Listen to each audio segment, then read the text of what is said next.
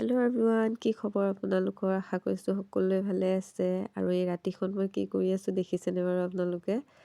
এয়া মোৰ হাজবেণ্ডে ভিডিঅ' কৰি আছিলে। আৰু আমাৰ ছাগলীজনীয়ে ৰাতি 11টাত মানে 38ত এই পোৱালিটো জন্ম দিছে। আমি সকলো শুবই ওলাইছিলোঁ, কিন্তু তাইৰ চিঞৰ শুনি পেলাই আমি দৌৰি উঠি গ'লোঁ। গৈ পেলাই দেখোঁ যে তাইৰ পোৱালি দিব ওলাইছে আৰু এই পোৱালিটো জন্ম পালে।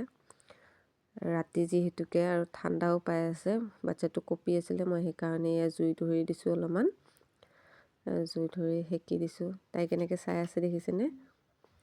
আৰু জীৱনত প্ৰথমবাৰ এইবোৰ কৰি পাইছোঁ। বহুত বেছি সুখী, কাৰণ মই জীৱ জন্তু খুব বেছিকৈ ভাল পাওঁ আৰু আমাৰ ঘৰৰ গোটেই পৰিয়ালে ভাল পায় বাৰু, কিন্তু এইবোৰ মই প্ৰথমবাৰ কৰিছোঁ।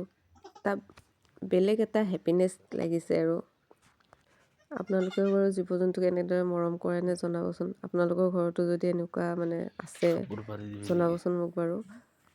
তেনেহ'লে এয়াই আছিল মোৰ আজিৰ ভিডিঅ'টো। Bye bye.